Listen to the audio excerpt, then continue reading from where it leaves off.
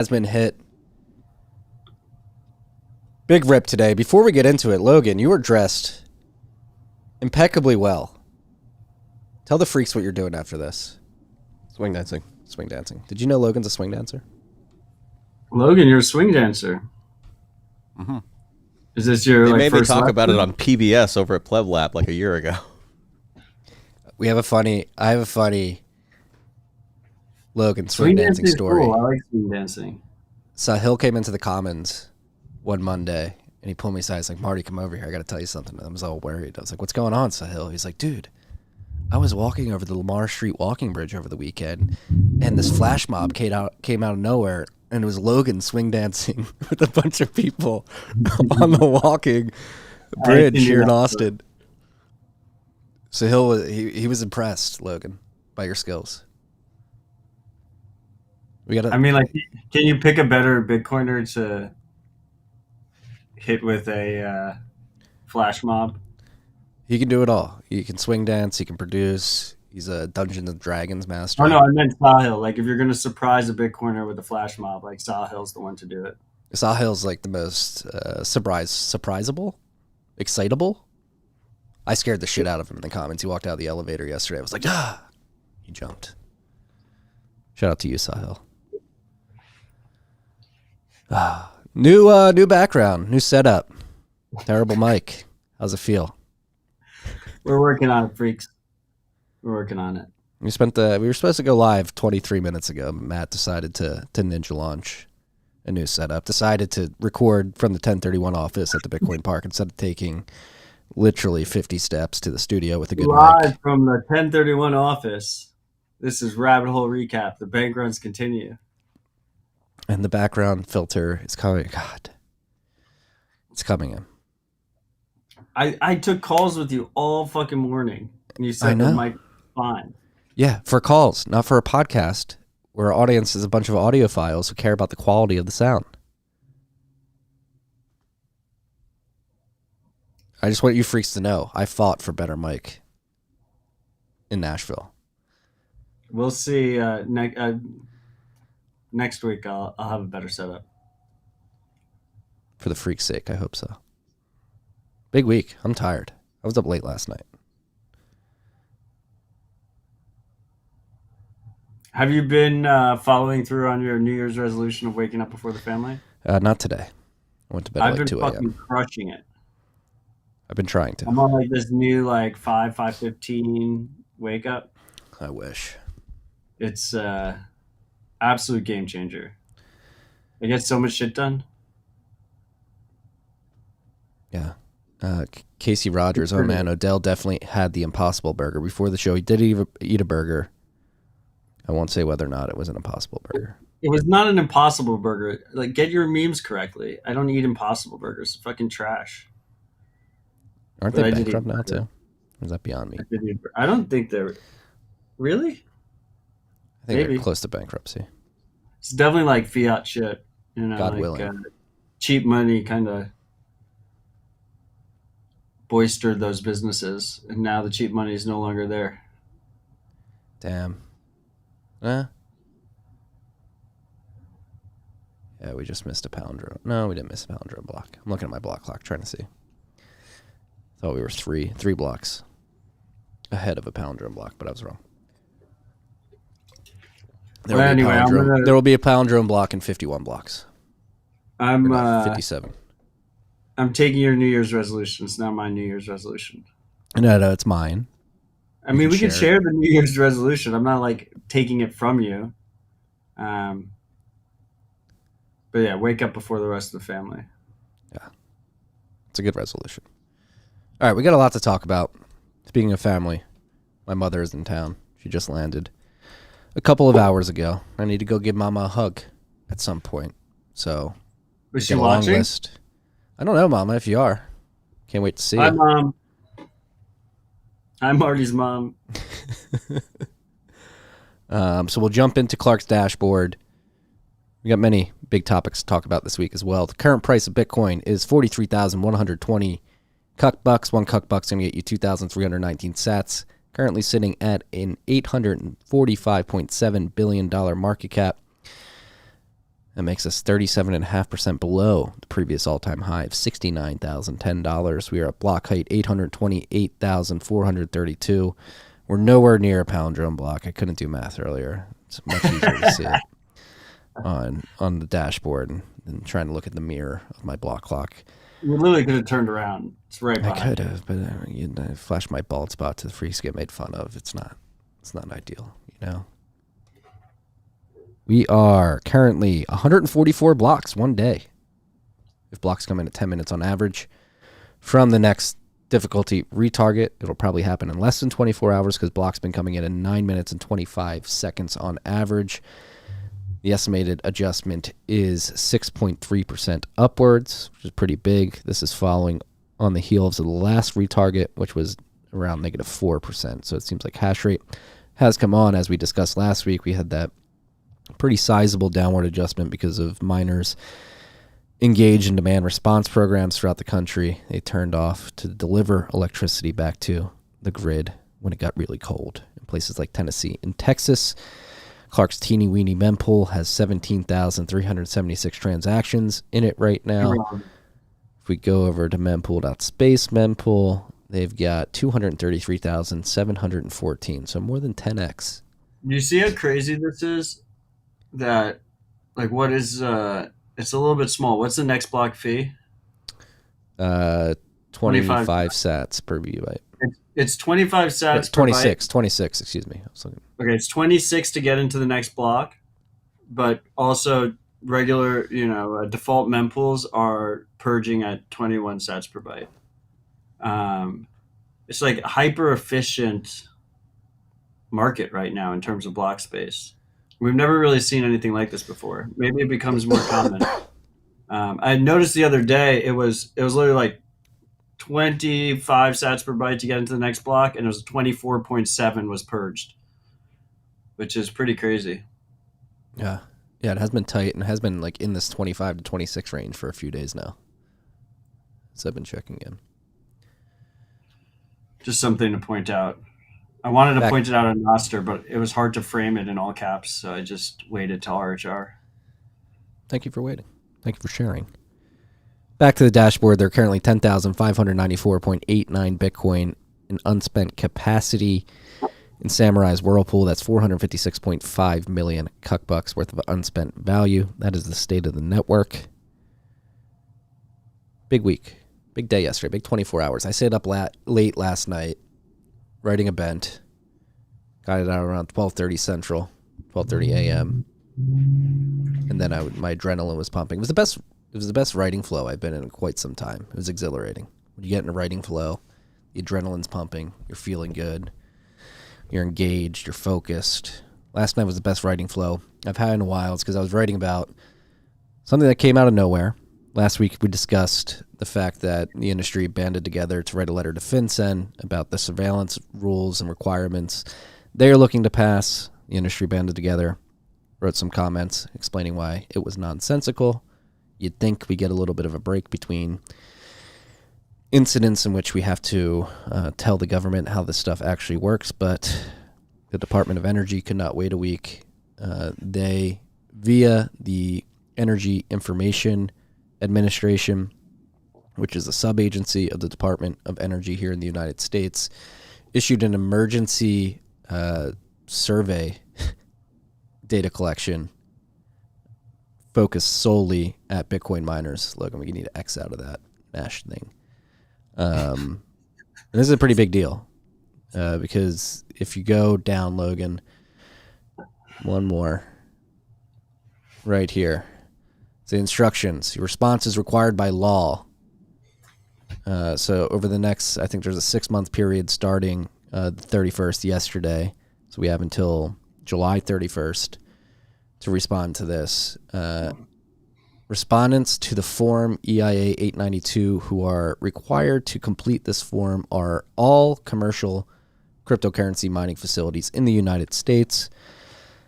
So that means if you have a mining operation, you're running it through an LLC, an S-Corp. If you're incorporated and that corporation is accepting revenue in the form or produces revenue via Bitcoin mining, you are required. Or if you're an individual, right? I don't think if you're an individual, I think you have to be like incorporated or something like that. Maybe I could be wrong, but required to fill out the survey. The justification for the survey is the Department of Justice under the Biden administration. Stop calling it a survey. It is a survey, but like, are surveys mandatory? This one seems to be. And there know, again, this you're already like committing the narrative violation, and it just came out. It's like, the why registry. Are you using, why? You have to fill out the registry form. There we go. Okay, continue. Sorry. So the Biden administration, Department of Energy, they seem to be leveraging emergency facilities to push this through and make it mandatory for everybody. Typically, I was talking to Will Cole out there and Reet Browning from Cathedra. He used to be with the EPA, and so they're using this OMB emergency sort of power that they have to force this on the market. Logan, let's start scrolling yet. We're going to walk through everything one by one, okay? To push this through. And it seems like a massive attack. Again, it looks like the government is trying to create a registry of all the Bitcoin miners in the industry. And we'll get into the data that they're looking to collect and how Orwellian it is.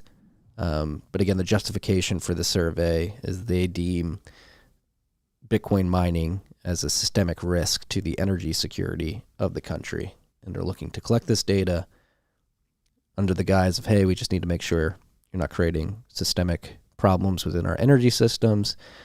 But again, if you look into it, it seems pretty clear that they're looking to granularly identify mining operations across the country and put them in a registry.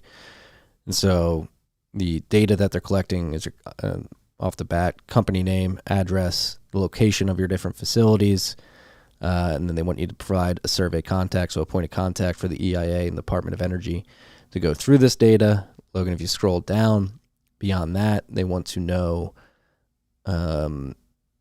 whether you're doing a proof of stake mining operation, validating operation, or a proof of work. If you do proof of stake, you only have to fill out the first 2 pages. If you do proof of work, you got to keep going down, and they want to know exactly how many mining operations you have. And then beyond that, they want to know the locations of these mining. Stop here. The locations of these facilities. Of these facilities. They want to name, the address, the city, the state, zip code, and they want geographic coordinates as well. So they want the latitude and longitude of the exact location of your mining operation. They want to be able to identify it via GPS. Beyond that, they want to know your electricity consumption, like how much electricity as measured in megawatt hours is your mining operation consuming. And if you go down, this is where also it gets pretty crazy. They want you to basically go to your energy provider and have them disclose the overall percentage that your operations are consuming of their total electricity production. So they want you to dox your electricity service providers and then have them disclose their private business information of the overall electricity consumption that your operation takes up in their whole business, which caters to other people. And the energy supplier section here, this is where you dox your energy supplier and the percentage of the electricity that your mining operation is taking up of their whole electricity production. And then this is where it gets really like tinfoil hatty, and where it seems like they're creating a registry. They literally want you to tell them how many ASICs you have, when you bought them, how much hash rate they produce. And so they're trying to essentially get down to the granular level of itemizing your ASIC fleet, the models that you're using, and the hash rate they produce. And again, this is an emergency order. We have 6 months to respond as an industry. And if not, if you don't respond within 6 months, each day after the deadline passes, you'll be fined $10,000 and subject to civil and criminal lawsuits from the federal government, which is pretty egregious. This is a very discriminatory action by the Department of Energy and the Biden administration, using the EIA as sort of a facade frontman to do all of this. Bitcoin miners do nothing wrong. They pay for the electricity that they use to mine Bitcoin. They're engaging in consentful economic activity with counterparties in the form of electricity providers. And again, that's what I wrote in the newsletter. Like, this data is already out there, like the effect that Bitcoin mining has, whether it's off-grid with methane emissions reductions or on-grid with how these companies are interacting with the grid and how they're participating in demand response programs. Like, this data has been publicly disclosed by miners who are looking to use that data to say, hey, we're doing something good here. And so this is very scary in my mind. The Biden administration is saying that miners, singled out miners as the reason why we have energy instability here in the United States. And it seems like a pretty massive attack surface. And if you were presumptive enough to say this is the first step toward creating a registry and then confiscating hash rate in the United States, this is exactly what Venezuela did before they confiscated the ASICs of Venezuelan citizens and decided to mine for themselves. They're the only other country that's asked for this type of granular information on a mining industry throughout the world is Venezuela. So congratulations, Department of Energy, Biden administration. You are now in the same echelon as Nicolas Maduro. I don't know if you have any thoughts on that. That was a long rant. I have a lot more to say, but this is pretty jarring. Well, this definitely seems like the first step to confiscation or coercion. I don't think anyone should be surprised. This is unconstitutional, I believe. I'm not a constitutional lawyer. And there's got to be a legal fight. But ultimately, this affects Bitcoin miners in America. It doesn't affect Bitcoin. Bitcoin is global, multi-jurisdictional.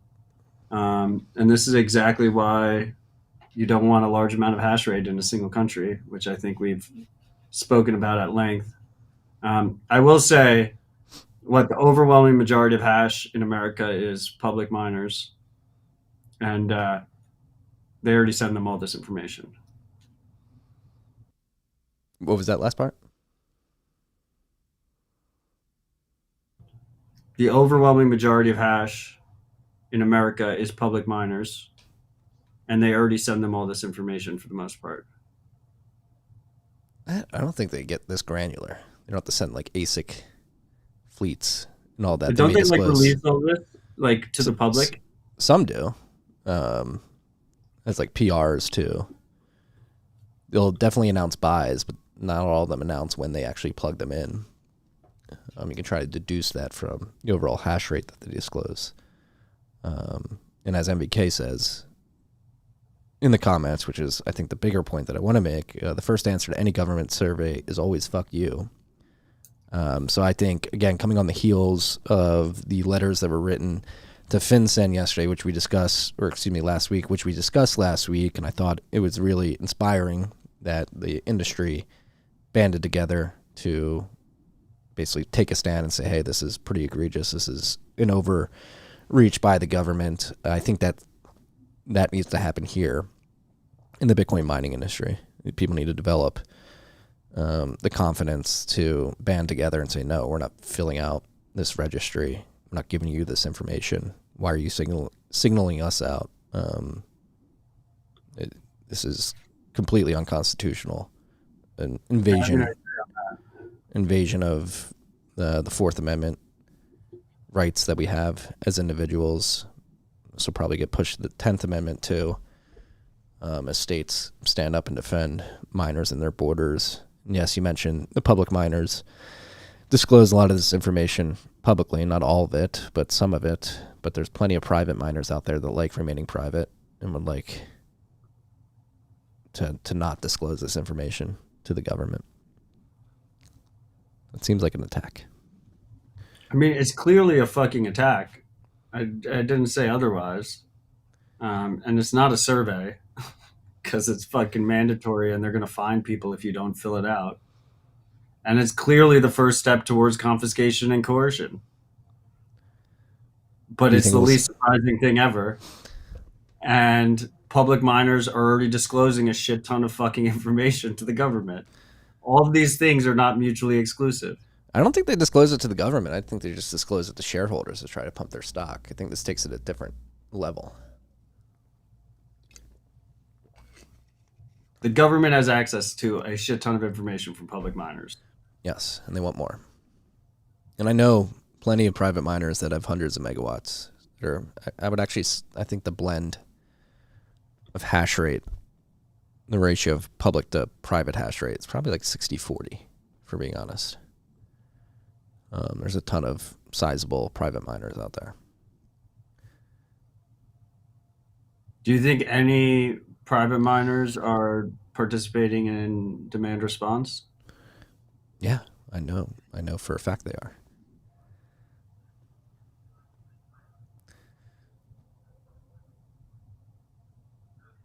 Do you have confidence that we can band together as an industry? No, I really don't. I think, I mean, at least the public Bitcoin miners in America, since the day they got listed, was, it's part of, they have no, they have a gun to their head by design. And the key is that they just don't have enough hash to matter. Yeah. Yeah. I don't think so. I think the private miners have a material amount of hash. No, and I do think public miners have a high incentive to stand up against this. Because like you said, it's very obviously the first step towards, if not an outright confiscation, some sort of restrictions on how much electricity individual miners can consume. And so you may actually have a fiduciary duty as somebody trying to steward shareholder capital in the public markets to fight back against this, because it could seriously prevent. Imagine if the government came in and confiscated all your miners as a publicly traded company, and that value doesn't accrue to shareholders anymore. It accrues to the government. Like, that is a massive risk and would be a dereliction of fiduciary duty to shareholders to ensure that they're getting value out of the companies that they're investing in the public stock market. Like, there's a very good case to be put forth that these public mining companies should stand up and just say, fuck you, we're not doing this. This is egregious. Again, it's discriminatory. I think that's a good argument. I would definitely love to see that.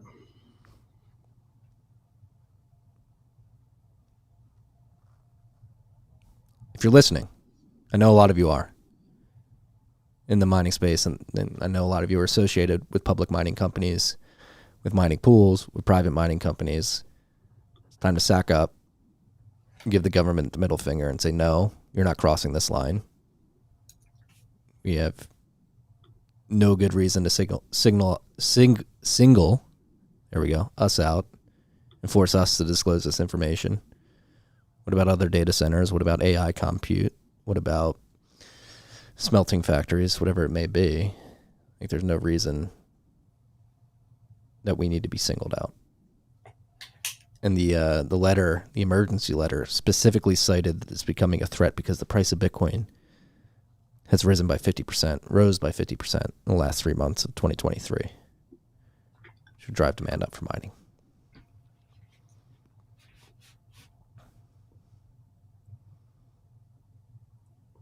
Okay, he ate a burger today. He didn't want to get his good mic. No, he doesn't want to talk about this. I mean, I think you covered it, Marty. This is like, what is there to talk about? This is the least surprising news ever. Yeah, we need people to stand up. We need to Bitcoin is state resistant, and like a fucking survey is what's going to take it down. It's a registry.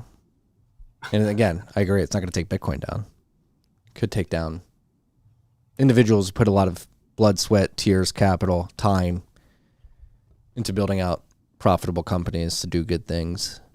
That's the other thing. Like, the government, you're worried about the energy stability of this country.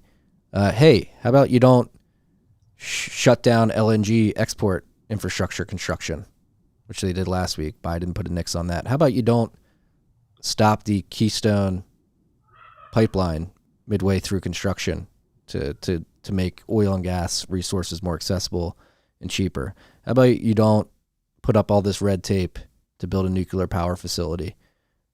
How about you don't force subsidies on the market that completely corrupt the incentives of building reliable infrastructure and favor unreliable infrastructure in the form of wind and solar? How about you don't blow up the Nord Stream 2 pipeline, forcing us to export a lot of our LNG resources to Europe so that they can keep their heat on in the winter because you blew up the pipeline that provided them with natural gas? How about you don't go towards this idiotic net zero policy based on climate hysteria that is not seeped in fact? We don't live in a free country. I'm not even going to ask the rhetorical question. Like, we don't live in a free country unless people stand up. And I think Bitcoin as an industry, it's interesting too. Experience at Great American Mining, like the oil and gas, the energy industry, the oil and gas industry specifically has gone through these battles through the years. And that's one thing I noticed. I love the people I've met in the oil and gas industry. Incredibly important to what we do here as an economy. But they, from my observation, sort of rolled over and let all the shit happen to them. And I think we should learn the lessons of the oil and gas industry, which has sort of bent the knee to the state over the last few decades, and just not let it happen. Nip it in the butt, lead by example as an industry that cares about freedom, privacy, the right to free markets, and set an example that engenders confidence in others. So if you're in the mining industry out there, I highly urge you to fight back against this.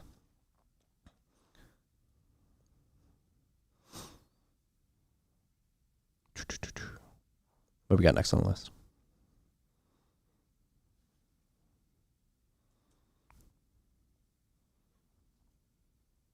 Are you muted?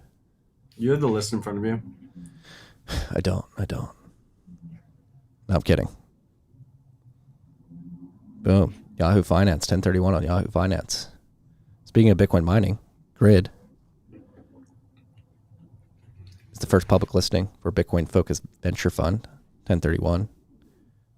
Pure Bitcoin-focused venture fund. They went public a few weeks ago, but are finally on the U.S. markets starting Monday of this week. They're on the NASDAQ. Yes. Congrats to the Grid team. Love those boys. One of them is in the office with you right now. Is he joining us later? I think he's going to join us. Yeah, I think he's going to stop in. I think Harry's going to stop in. Yeah. We also announced that we are providing a no strings attached grant to Callie of the Cashew Project and his work on Chaumian eCashments through 1031 directly. 1031, a part of our mission and our mandate is to support open source contributors through our management fees.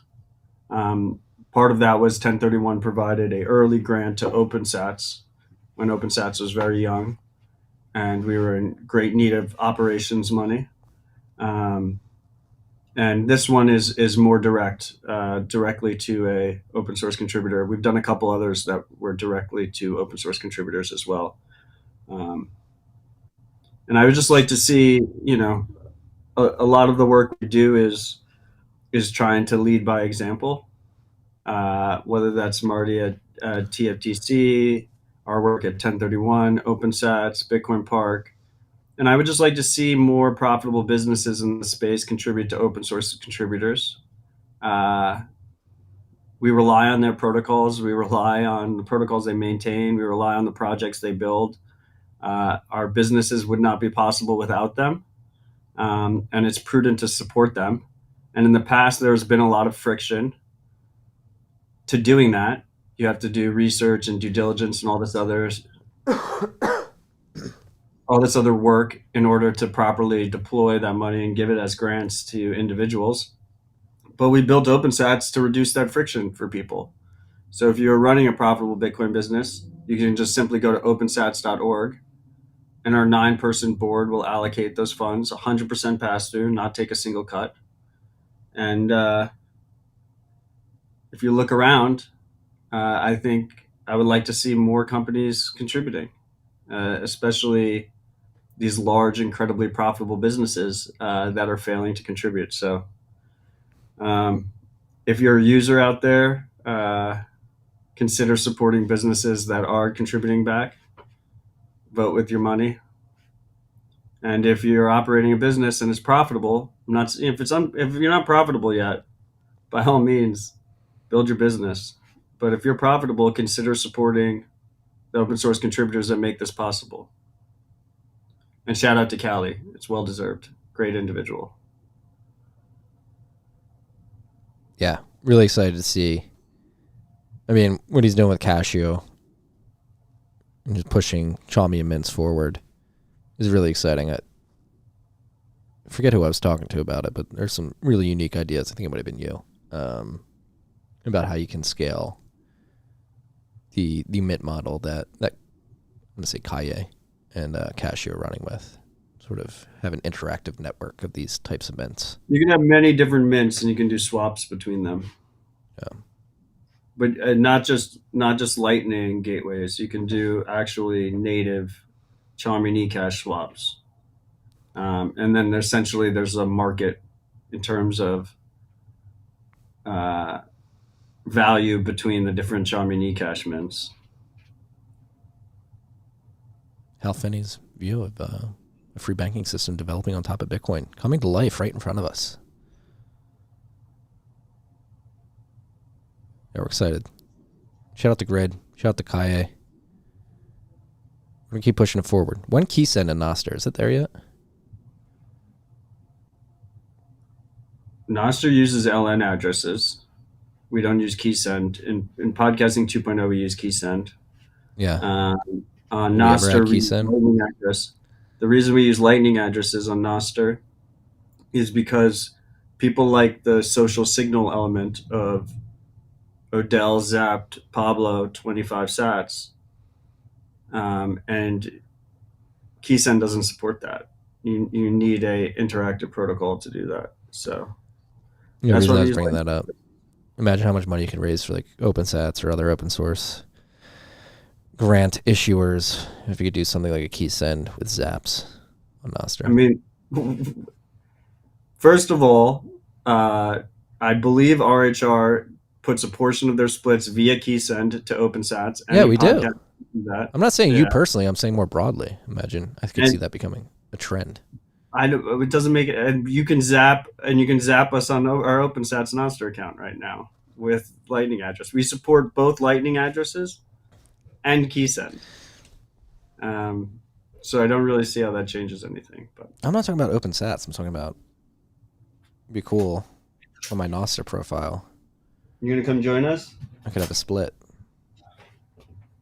We have Grant joining us from 1031. Yeah. Grant, can you hear us? What's up?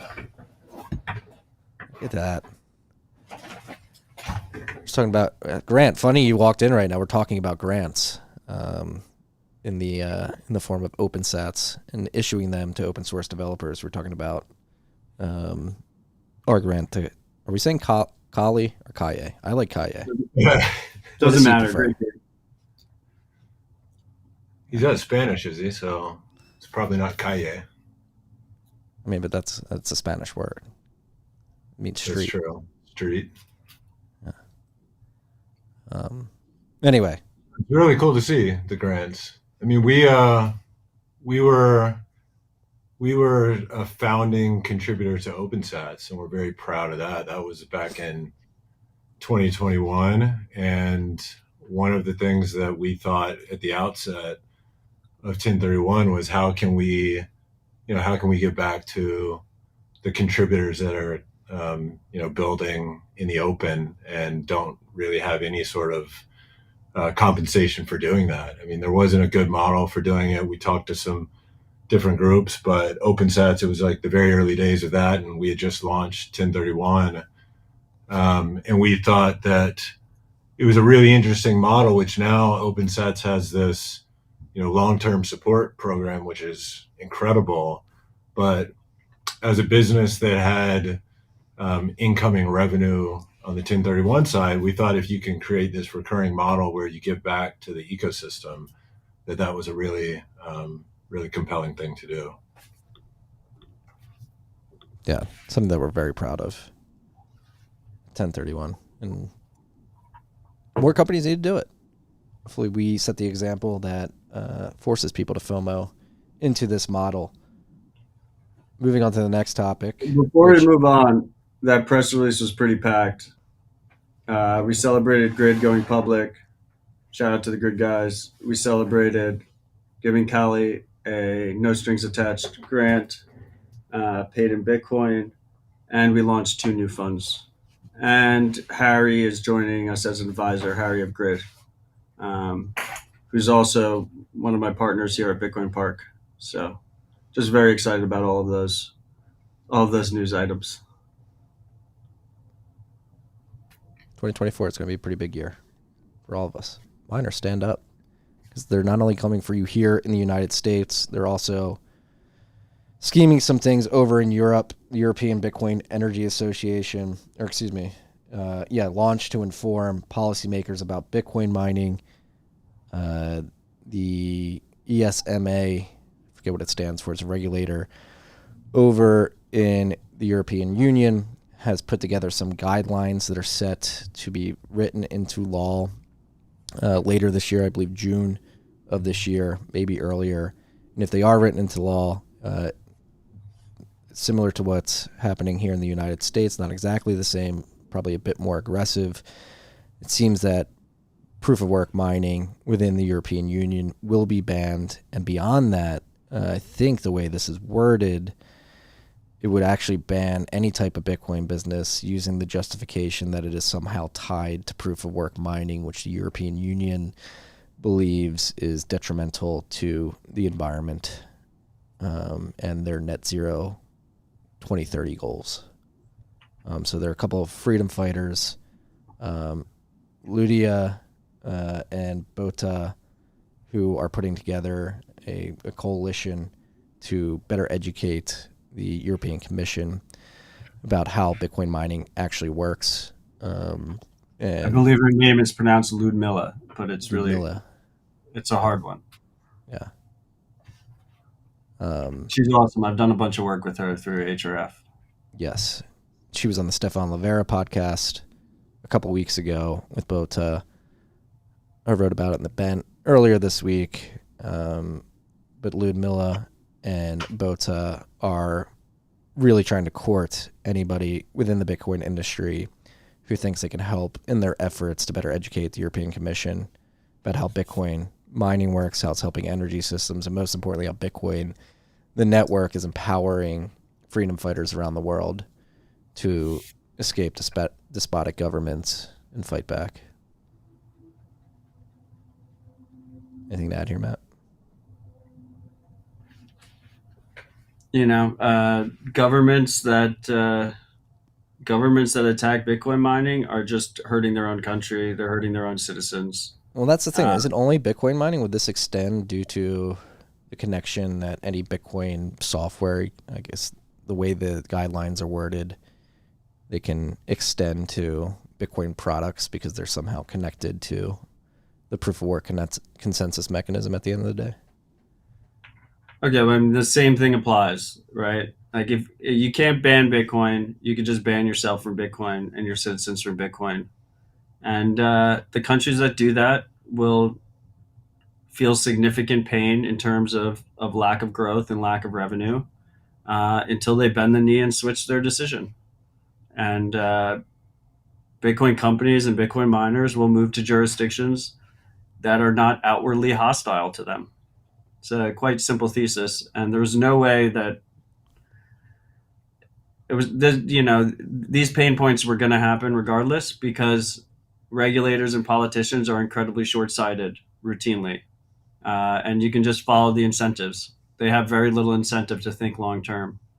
They think in election cycles.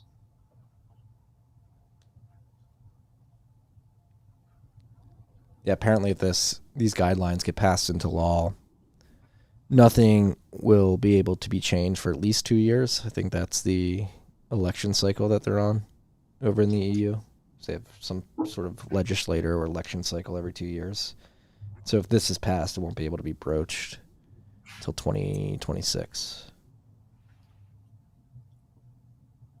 So beware. Your energy is terrible today, sir. I hate this setup. You skipped. It has nothing to do with the setup. You skipped one news item. OpenSats is proud to announce a long-term support grant for René Pickhardt, long-term contributor to Lightning. I believe we are now supporting 11 developers through our long-term support program, which guarantees them a fixed salary for multiple years. So they're able to focus on their open source work rather than trying to put a roof over their families' heads.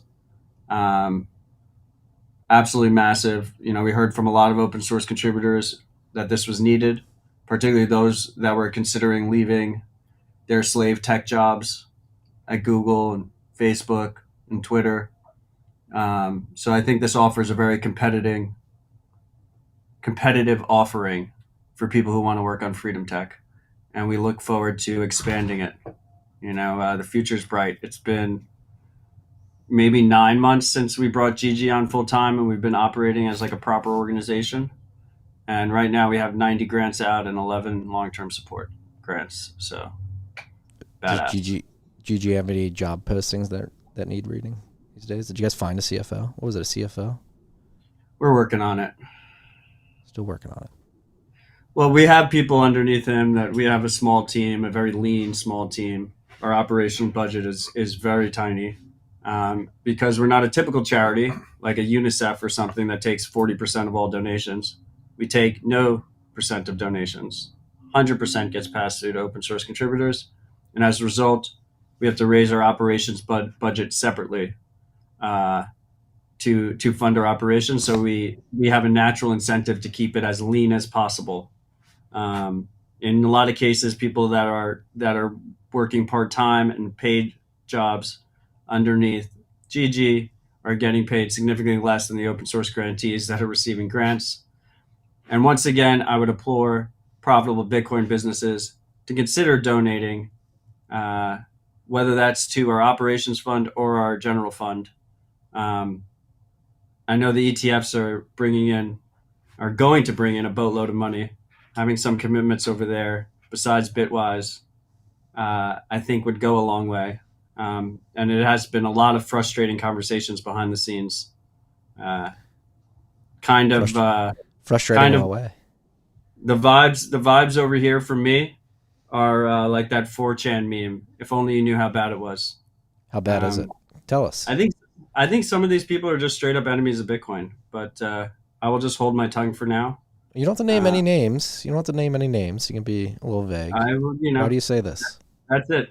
That's what I'm saying. I'm going to hold my tongue right now, hope for the best, and see you guys next week on RHR. I've heard this as well from a buddy in the advertising space, managing stuff for a bunch of the publications, interfacing with the marketing teams of these ETFs. They have no idea what they're interacting with. Just see it as a way to get fees. I mean, but there are some of them that have operated in the Bitcoin space for a decent amount of time. I just think it's short-sighted. I think it's really short-sighted because, like, if you're gonna hold billions of dollars of Bitcoin, you should secure it properly, and you should consider funding the people maintaining the protocol that your product relies on. But we'll see. The future is bright for OpenSats regardless. Shout out to all the plebs who continue to donate. We get tons of tiny donations. Like I said, you can both zap OpenSats through our Lightning address or send via KeySend. That goes to our own node. Everything is held self-custody. Trusted third parties are security holes. And we're going to just keep pushing forward. But this is, to me, it's personal. You don't want to get them at Odell's bad side. I can tell you from first-hand experience. Okay, so anybody out there, in the ETF world. With that, Logan, pull up this chart just to get a landscape of the assets in the ETF. Grayscale bleeding, but bleeding less so than they were out of the gate, currently with $21.2 billion in AUM in their ETF.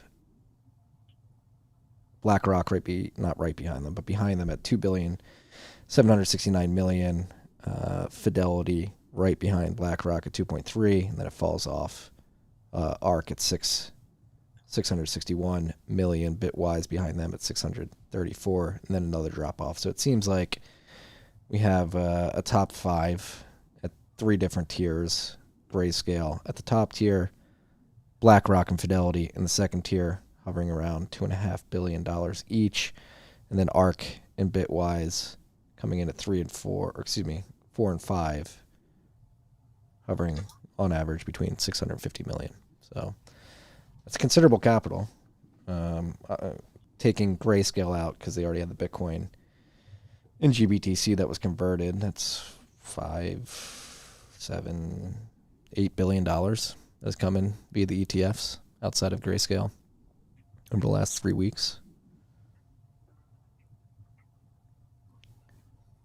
Price has not moved that much though.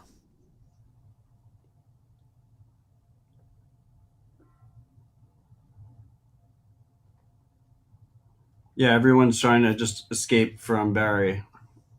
Yeah. As they should. He's held them hostage for a long fucking time. Yeah. And he's charging the highest fees in the market. I mean, one of the things to realize about these ETFs is they're just straight up lobster traps the way they're designed. Because of the cash creates, because you have to sell your Bitcoin for dollars to get out of them, or sell your Bitcoin for dollars to get into them. If you have Bitcoin that you're trying to get into the ETF, it means you have a capital gains event. So fees shouldn't actually compress over time with them. They should actually increase, because if Bitcoin 100x's from here, then you're going to have a bunch of people, you're going to have billions of dollars that's got a heavy cap gains on it. And at that point, you can raise fees on them because they're going to have to pay the US government cap gains in order to get out.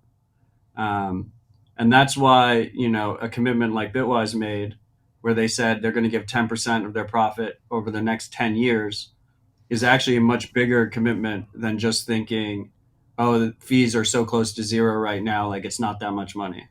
Because in 8 years, fees could be substantially higher and the assets under management could be substantially higher.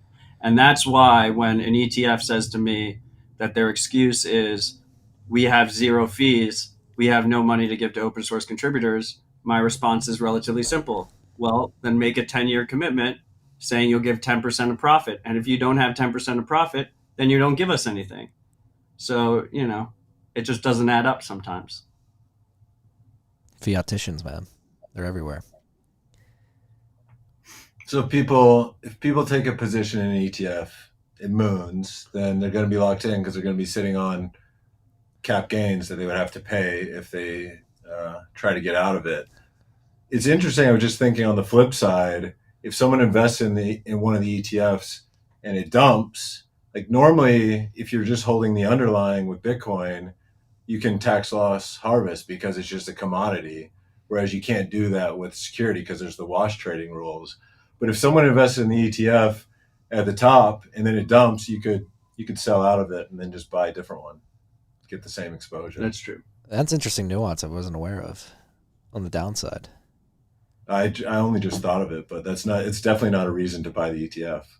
No, it's a reason not to buy it. And I guess that's a question. A lot of people are speculating too. Like you said, it's a lobster trap. Many people believe that if you buy the ETF, you're going to be holding it for a decade plus. Who knows what happens with the dollar over that time period? Do we get crazy inflation? Do we get hyperinflation? God forbid. Do you ever see these transitioning to in-kind redemptions just due to people being like, hey, I don't want to sell this for a hyperinflating dollar?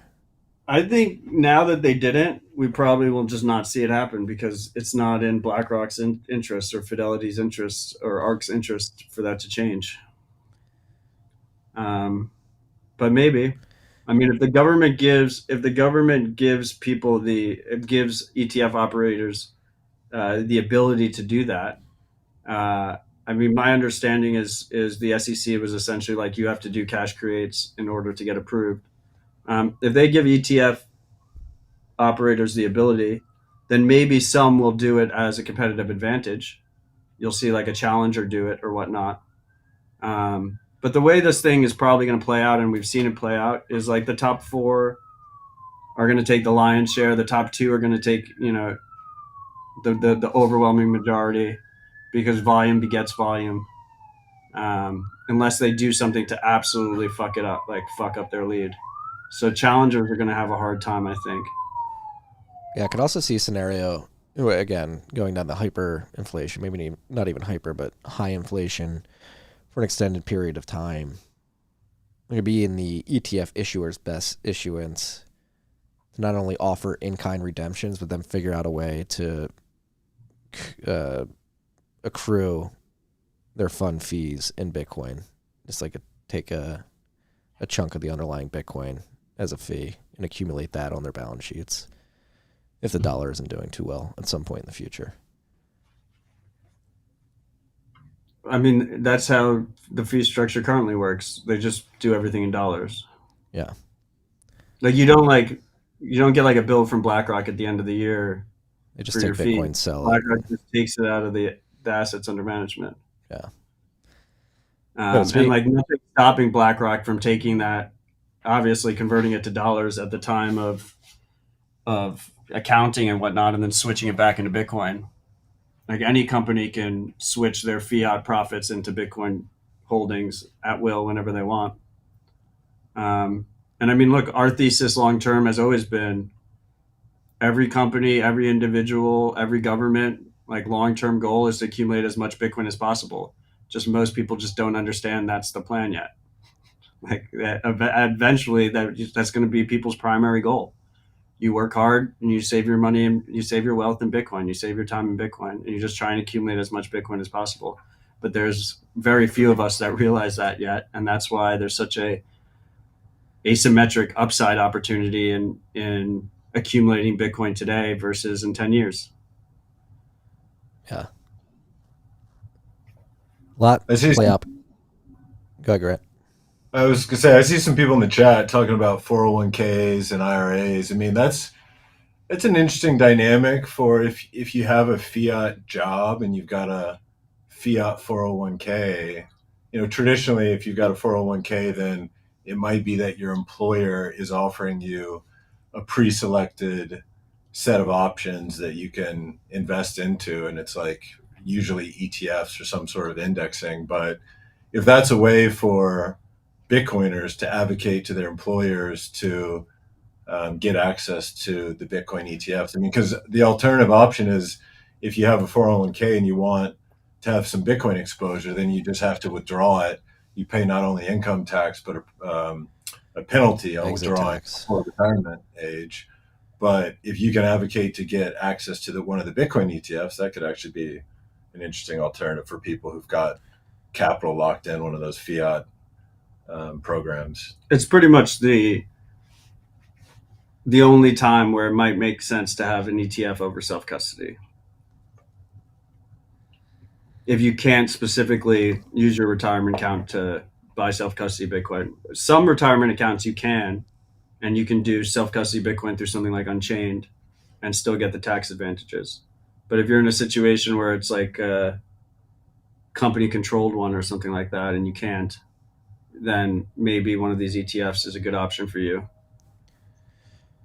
Just forego your 401k and just stack sats. That's probably. I think all these things in a hyperinflation environment start to get 6102'd in different ways.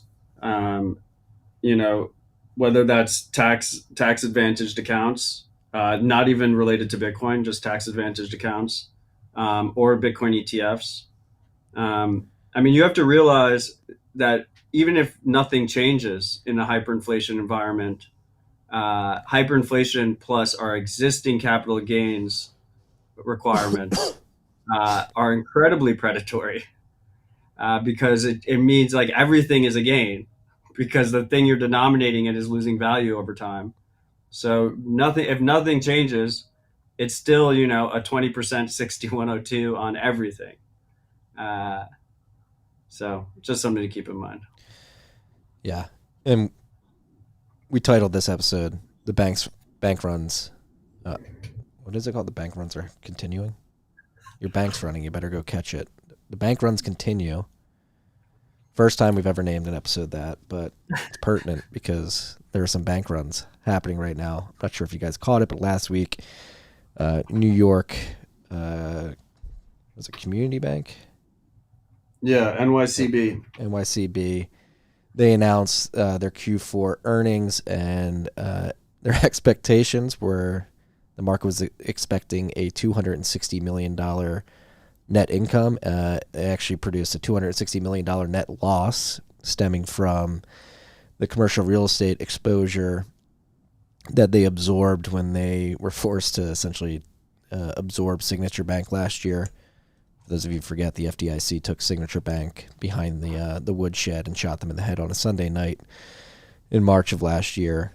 NYCB was the bank that absorbed them, came with a bunch of commercial real estate exposure. It seems like NYCB has been forced to mark some of that exposure to market, which has significantly hindered their balance sheet and put the bank in a precarious situation. They were down 40% on in the markets on Monday. I think they're down even more today. But beyond that, the regional banking crisis seems to be back on the forefront of everybody's mind. The KBW Regional Banking Index fell by almost 5% yesterday, which is the most since May. This is a chart of NYCB's stock price on Monday. This is coming on the heels of the Federal Reserve announcing that they are withdrawing the BTFP funding come March when it's set to renew. We discussed this last week, but for those of you who weren't here, the BTFP essentially created this massive arbitrage play where the banks could take their bonds, lend it to the Fed at par value at an extremely low interest rate. They were taking the par value of that bond in dollars and then dumping it into another part of the Fed's balance sheet that produced a higher yield. So that created a big hole in the Fed's balance sheet. So they're ending BTFP. Jerome Powell came out yesterday with a pretty hawkish stance as well. Doesn't seem like they're going to budge on interest rates anytime soon. So in terms of hyperinflation materializing, how that may happen, it seems like the regional banking crisis is back, and that should probably accelerate. Never left. Just band-aided over. That's why this is the 7th episode of Bank Runs Continue. Matt and I were discussing it before. Like, it's a good running joke, but like if we ever talk about something on a show, somebody wants to search it, they're going to search Bank Runs Continue, and they're going to have like 7 episodes. The show notes. That's true. You can also see like what week you want to look up, since it's every week and we cover the news of the week. Yeah. Anything to add on this banking crisis? You think it seems like a bit of a black swan. People seem that we're in this. Hold Bitcoin. Hold Bitcoin, obviously. Hold it yourself in self-custody. But there's like an interesting juxtaposition happening in markets right now where you have the fiat-ticians who are like, we're in a melt-up phase. We got the soft landing. Job market's great. GDP's great. Inflation's coming down, which is completely disconnected from the reality of what's happening in the real economy. I think, let me find this tweet for you, Logan, but the amount of layoffs that happened. We have Josh in the comments saying they won't let BTFP expire. I tend to agree. I'd be really surprised if they actually end No, they have to. That arbitrage trade is part of the reason why the Fed has that almost $1 trillion loss on its balance sheet. Damned if you do, damned if you don't. I mean, the banks are like almost all insolvent right now. Well, they always have been, but now even worse. Structurally insolvent, yes. Yeah. Just buy Bitcoin while you can. Hold it in self-custody. Stay humble, stack sats. Yellow. Don't comply with government registries. Don't comply with the registries. Yellow, I'm not Mongolian or Korean. I'm Irish and British. don't know. I don't know. Since you responded to it, that's awfully suspicious. I feel like you might be. What am I, a Mongolian plant? I liked his comment. He said, "Is that DJ Qualls next to Matt?" And I looked it up. I almost laughed my ass off. Yellow's your ride or die. He's here almost every live chat. But Yellow, you're never in the Nostr live chat. Go to rhr.tv/stream. That's where the real fun is. Hey, we're having fun all over the place. Have fun wherever you find the chat. This is pretty encouraging to see. Senator Ron Wyden is calling for U.S. intelligence to purge all personal data about Americans acquired via illegal data sales. We've talked about this in the past. The government has used a loophole to acquire personal information on individuals, what they're doing on different apps and different services by purchasing it from third-party data collectors. Yeah, they get around our constitutional protections by just buying it from surveillance companies instead of doing the surveillance themselves. So they tread on our constitutional rights, and they use our money to pay for it. And Senator Wyden specifically has been very outspoken about this. I don't think anything really happens in a positive note. Like, this is spying and controlling Americans is a bipartisan issue in this country. It usually crosses party lines. So, I mean, I don't think politicians are going to save us. I think we have to opt out and use tools, work with our neighbors, and do actionable change, things that we can actually control. And you have to imagine the companies are going to fight this hand, tooth, and nail, because essentially they just go to governments which have unlimited black budgets and can pay as much money as they want for this data. They're probably their best customers, paying top dollar for this. However, the case that Senator Wyden is putting forth is that according to the FTC, it is not enough for a consumer to consent to an app or website collecting such data. The consumer must be told and agree to their data being sold to the government contractors for national security purposes.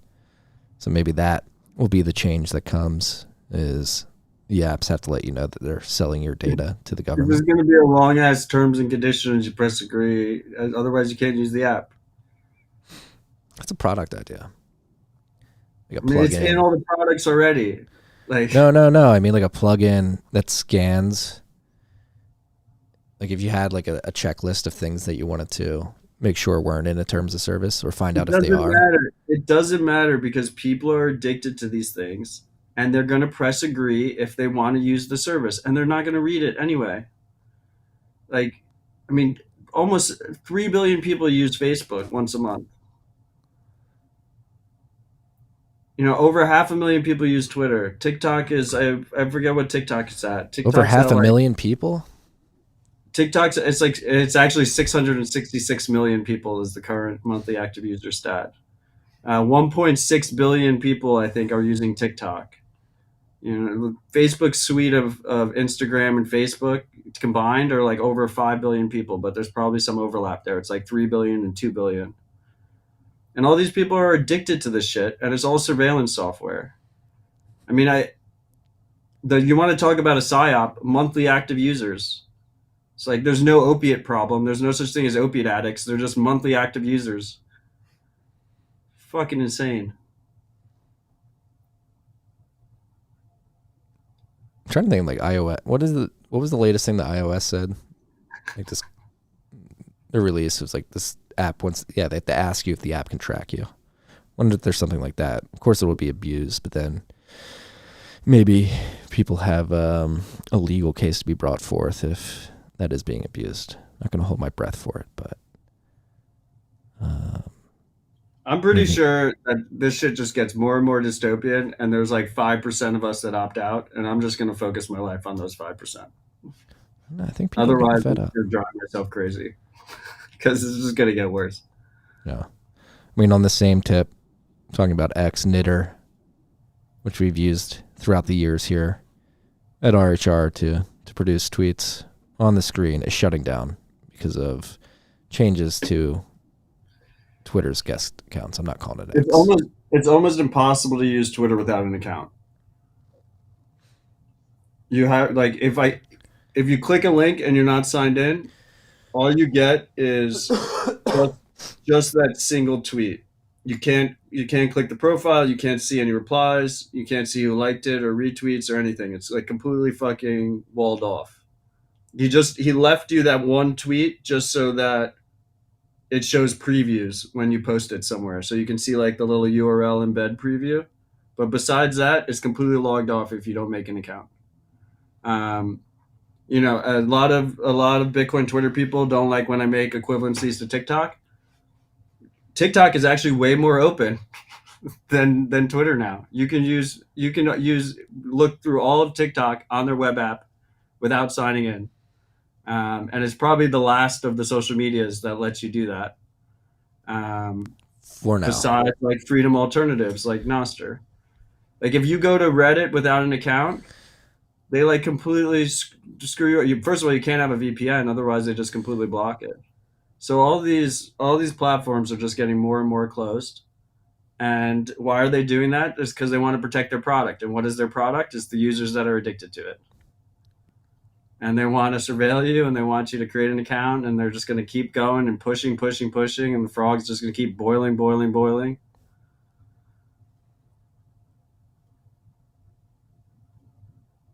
Go touch grass, people.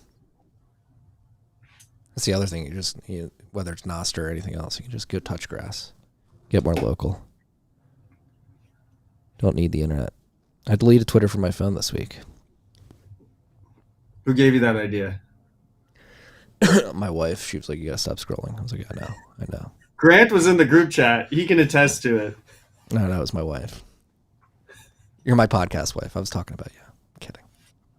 Marty, literally, I said I get so much shit done not scrolling Twitter every day. And I don't have Twitter or Telegram on my phone. And Marty immediately posted a video of him deleting Twitter on his phone. Parker texted me. He wanted to come in. Let me see if I can get his attention. He texted me. He said, "Do you need me?" The Nashville to Austin ratio in there is a little tilted right now. Get him in here. I am. It definitely increased. It doesn't help with the 1031 ratio. Yeah, he's an advisor. That's what I'm saying. Yeah. It just increases the 1031 ratio. They're trying to team up on me. It's not a competition. Look, Matt completely changed. He had the opportunity to use a good mic. We wouldn't have Grant here. We're live from the 1031 offices. Our setup here is fucking fire. I can't hear you, but I can see you talking, Matt. You always have your green energy drink and bring in two people to always team up on Marty to have Nashville 2v1. Oh, coconut water. Hey, you got my coffee cup in here now. What are we thinking, Barker? The bank runs will continue until morale improves? Until morale. We were talking about BTFP a little bit. Do you think it's a big thing that they're not continuing it? I don't know if I can hear them yet. We're not talking. Can you hear us now? They're not talking. Oh, okay. No, I can Guys, hear the you now. camera angle's fucking great. Yeah. Logan successfully got neither of you in the camera. This feels good. There we go. There we go. There we go. Wait, what was your question? BTFP. Big deal that's not stopping. Will they continue it? Will they be forced to? You were mentioning, what's the arbitrage trade? I'll give you my thoughts on it. But I don't know, like to lend the Fed your treasuries at par to give you cash at a low interest rate to be paid back in a year. The banks are taking that money and put it somewhere else, some other Fed facility at a higher interest rate and banking those. I was thinking that the only people that would use that were people that were having bank runs actively ongoing because they needed something to plug the hole. I could be wrong though. That said, I don't think the Fed can actually pull it off without exacerbating the bank runs and without doing QE. So it's like something has to give. They can't end BTFP, let it run off. The most exposed banks were probably the ones using it. And if they were, the only way to pull it off would be to make the banks solvent again, which is to print money and to force up the assets of their credit instruments and increase liquidity. Well, it seems like Powell is white knuckling it toward the point at which he'll need to reverse rates. I mean, this week it's pretty hawkish. Yeah, I just don't see how they can reverse on that until there's a market collapse. They have to have a visceral market reaction to say, well, I know there's still inflation. I know this printing of money is going to cause inflation, but the financial market was collapsing. So maybe they're white knuckling it. Right? Like that's the move. Yeah, it's the save the day, but also like you all see why we have to do this, right? Yeah, they have plausible deniability. Yeah, and absent that, the political disaster that is, wait, what do you mean you're printing money when inflation is still, when everything still costs 50% more than it did 3 years ago? That's not politically palatable in a election year. No. Right? So what they might be doing is willing to run it off of the train tracks, roll off, say we're rolling off BTFP, it causes fucking chaos, and then that's their justification to quickly come back in and print a lot more money to replace whatever runs off with BTFP. Maybe that's the explanation, or maybe they've gotten the nudge from Treasury and the White House saying like, hey, we really need you to print money because it's an election year. It's an election year. Yeah. And the people who vote are the people that are getting laid off right now, and that's worse than inflation. Yeah, there's, as we were mentioning earlier, there's this dislocation between the perception of the strength of the economy and the actual underlying real economy. Layoffs, tens of thousands. Yeah, I think anybody who's living in the real economy that's not a billionaire or several hundred millionaire is feeling it. Even the anybody's running a millionaires. company, even millionaires. Oh yeah, Okay. $1 million doesn't go a long way these days. How many Bitcoin does that get you? Not a lot. 30? 20? It's like 25. 25. Split down the middle. But I'm just saying that, like, yeah, because people who are quote millionaires, like, they don't have $1 million sitting around. Yeah. Inflation is catching up to everyone. Every business is getting squeezed because financing conditions are obviously significantly tighter. Interest rates, 7%. You're in the real estate business. What do you think's happened to your business? Cratered. And then so many things. And then if you're trying to sell your house, your perception of your net worth is significantly lower because house prices are coming down. So I think that the real anybody in the real economy is feeling significantly tighter today than 2 years ago, and not just tighter, but like tight is my sense of it. So Yeah. I was looking for data on mortgage originations. It's pretty insane how drastically it's fallen. yeah, I mean, you go from 0 interest rates to above 5. What else could possibly happen other than a real estate? It's not just like a collapse. It's that the real estate market's cratering in terms of activity, and it depends on. Because it's not just that 5% base rate, right? Like you got to think about like what actual mortgage rates are. Right, they're north of 7%. 7%. Yeah. Yeah, Matt, putting your real estate hat on, what do you think people, particularly that own commercial, residential real estate, are feeling right now? Look, when liquidity is tight, our real estate's going to be repriced in Bitcoin, and anyone who's holding large amounts of real estate are going to have a bad time during Bitcoinization.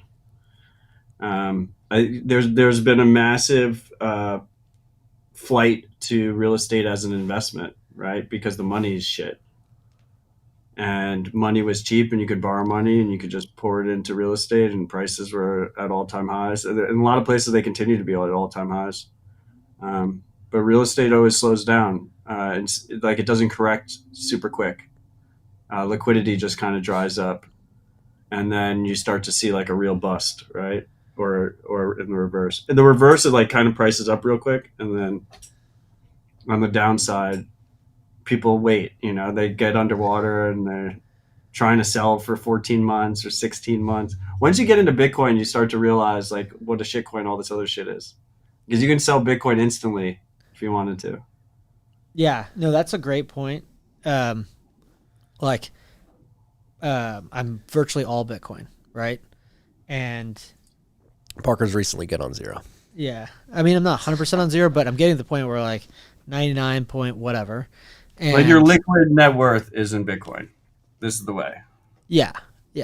And yesterday I found out I need a new transmission in my car, and I need to get some other stuff done. It costs $10,000, and I'm like, okay, well, I could in theory just stomach this, but I'm basically below my minimum cash balance.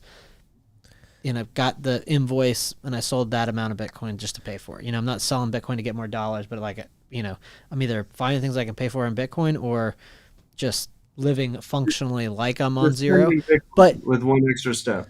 Yeah, but you can't do that with anything else. You can't do that with stocks. Like next day have the Bitcoin show up, the dollars, and then fund it to like buy the real good or service. That people that were pushed out of the dollar into things like both equities and real estate, like Bitcoin is something fundamentally different than that because of its liquidity, but also because of its ability to be settled so quickly, which are two different aspects of it. So I do think, I do agree with Matt. People are in these illiquid assets. The first instinct is to hold on and not be forced to sell, but then you start to get bled out on the table, and you have to. And then when you figure out if somebody needed to sell a piece of real estate tomorrow to fund an expense, and typically it's say fund a bank loan or something. If you actually had to sell a piece of real estate tomorrow, whatever you think the value of it is, it's at least 50% less than that. And that's not the case with Bitcoin. And even so, you're not going to be able to sell it tomorrow. I'm saying, but if you had to sell it tomorrow, you would lower have your to take price accordingly. You'd have to take a 50% discount or more. Yeah. I mean, the one, play devil's advocate, but it's not even a good devil's advocate. But the one thing is like buying stocks on Cash App. You can have those liquid, but only during market hours. Only during market hours, and the settlement of them typically does take longer. Now, I don't know how Cash App works because you're doing fractional shares. So in that case, you're not really owning stocks. Yeah. They're in their name probably and whatever. But the settlement of a normal stock, if it was a fund that actually held stock in its name and you needed to transfer, the settlement of stock is typically T plus 1 or 2, but typically T plus 2. And then you're going to get your dollars. Yeah. So yeah, blue in chip your brokerage account that you then need to wire to your bank account.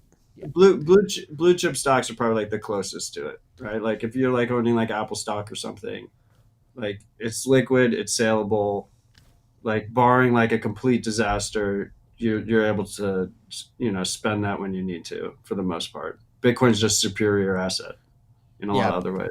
But yes. But real estate is like illiquid as fuck. Even in good times, it can take you, to get the right price, it can take you 8 months, 9 months. Then you got to close. It's going to take you a while to close. Even during good times. Yeah. Yeah. And so many people did get forced into real estate because it's physical. It's a hard asset. Like it stores value over time because the Fed has been manipulating interest rates for 40 years. So it has been true, but it can't continue. They can't continue to manipulate now that Bitcoin exists, and that Bitcoin is always there as the opportunity cost. Yeah. I mean, the scary thing is that, like whatever, commercial real estate is mostly, something that wealthier people play with to store their value. But the real concern is residential real estate has become like the main savings mechanism for the overwhelming majority of Americans. Like if you take Americans' net worth, most of them, like if they're a homeowner, like 80% of their net worth is home equity, and that's completely illiquid, and it's at the whims of the Fed, and it's priced in Bitcoin. It's a horrible fucking asset. So like that's going to be painful for a lot of people. And the Fed's very conscious of it. The Fed, what do they call it? Like So the wealth effect, or the wealth effect is one thing, but they call it like the bedrock of the American economy, the housing market. but a big part of it is because of the wealth effect. If people think that their house is worth more, they go out and spend money. It's like a safety Because to your point, Matt, for most people, it's the largest investment that they have. Yeah. And so their association with even if they're not immediately wanting to go sell their house, it still affects their economic calculus. Because if they needed to, and they thought that their house was worth 50% more than it actually is or was when interest rates weren't 7%, then they still feel good. But now that they're feeling tight, job security wise, tight, interest rates higher, that is something that the Fed pays very close attention to. So even if, just on the origination side, things have collapsed, if people's spending behavior has changed because their perception of what their home is worth, which probably is happening, I'm still just out here in the world renting because I don't want to sell a bunch of Bitcoin to buy a house that costs way too much money. Yeah, and even It's though, only worth it if you get land. yeah, and even though they may be hyper cognizant of it, and cautious around it, like they can't control any of this at the end of the day. And like this chart that I just put up here, this is what happened to the IOR rate when they pulled BTFP. So like these moves that they make just completely jolt the markets. So this looks not as exaggerated as the repo spasm in September 2019, but there's like a pure dislocation from the normative trend that was happening leading up to the rugging of BTFP. And these moves had material effects on people that made plans years ago. So the spontaneous moves that the Fed makes have profound ramifications throughout the markets. Yeah. I would just add, before we move on to the next item on the list, we're obviously, the three of us are all Americans. In America, we have one of the largest welfare programs in the world, which is fixed rate mortgages backed by the government. In many parts of the world, in most parts of the world, most people, their homes are on adjustable rate mortgages, and they've watched their mortgage payments go up 4x over the last year, which is absolutely fucking brutal. But Wait, can we pull this up? This is just this isn't funny. It's kind of scary. But Logan, can we pull up the financial statement for Fannie Mae? Is this what you were talking, like, basically yeah, like government backed? When you buy a house in America, they give you the fixed rate mortgage, even though we're in a heavy inflation environment and the rate is less than inflation, than real inflation. That would never happen in a free market. But they do it because the government then, through Fannie Mae and Freddie Mac or whatever, buys the mortgage right out from the bank. Like, imagine you're like an actual free market bank and you're giving someone a 30-year fixed rate loan going into a heavy inflation period. That'd be fucking idiotic. Like, no one should do that. That bank's going to go out of business. But the U.S. government backs all this shit because they know that people in homes are happier voters and they won't revolt. Yeah, so pull up, it's Fannie Mae. I think if you go to sec.gov, it's like FNM. It's I got Fannie it. Mae and Freddie Mac, right? Those are the two. Okay. What part of the balance sheet do you go to? Just pull up like if you can scroll down to the balance sheet, because what I want to show is Wait, go up and click 63 in the index. There you go. okay. So look at this where you can see. Okay, they got total liabilities of 4.3 trillion. I believe is how I should read that, and cash of 48 billion. So 1% reserve ratio there. Effectively, because they basically hold the assets, right, which are mortgages, but then they themselves have liabilities that they've issued to basically fund those. So one way to look at Fannie Mae's leverage is one, just recognizing that they hold just over $4 trillion of mortgages, but they have $4.3 trillion of liabilities on only $48 billion of cash, and that if their assets start to non-perform because interest rates are going up, this is the most leveraged 100 to 1 monkey business thing, and it's government sponsored. And 2008, it was part of the bailout in 2008, where Freddie Mac was. This thing is going to have to chronically be bailed out. $4.3 trillion of liabilities to $48 billion of cash when you're lending against real estate in what Matt was just describing, functionally fixed rate assets that, or at least a large component of them in a highly inflationary environment. So, a rate that's, failing to keep up with inflation. Fucking Ponzi scheme, man. Yeah. Quite literally. And like this couldn't exist. This business, Fannie Mae, and I remember back in my time when I was at Hammond, they were talking about restructuring this, changing different dynamics about it. And there were a bunch of hedge funds lining up to help them out, invest in it because they thought there was an arbitrage. And it's clearly failing to see the forest for the trees. Like, why would anybody, only somebody would invest in that because they knew there was government bailouts happening. But if you're investing with that mentality of, like, I'm going to invest in this because I know that I'm going to get bailed out, you should just be buying Bitcoin because it's the same trade, but you can do it without counterparty risk. And so many people do invest like that, buying treasuries because they think that the Fed's going to come in. It's like, why would you ever do that? Just buy Bitcoin. Yeah. That's the other interesting thing, not on the Fed side, but the Treasury side. They've been really rolling over 10-year treasuries in the shorter duration notes, I think, in an attempt to wait for Jerome Powell to lower rates. But that's having material debt on our debt issuance. We have to issue insane amounts of debt in a shorter period of time. With these shorter durations, you go from 10-year to 3 months, 6 months, 1 year. You're rolling that over much more consistently, which means you need bigger auctions, which means you need more demand.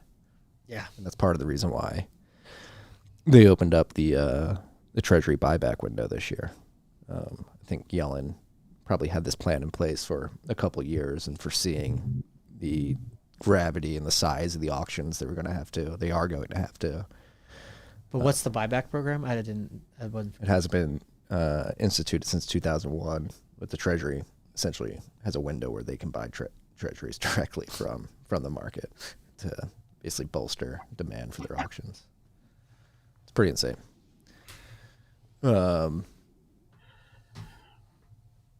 Boost. Matt ate a burger today. He's very lethargic. Let's rip it. Top 4 boost from Rabbit Hole Recap 269. Escape from Barry's Toxic Island. Such a good name. Waiting. Do you want to talk about our fire drill yesterday? We didn't leave. You guys ever have fire drills at the park? No.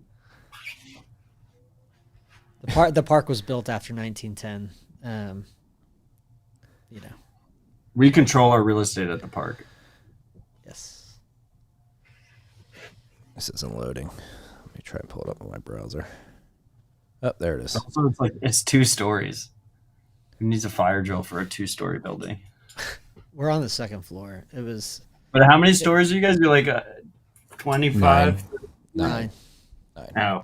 At the time it was built, the funny story is at the time it was engineered, it was going to be the tallest building.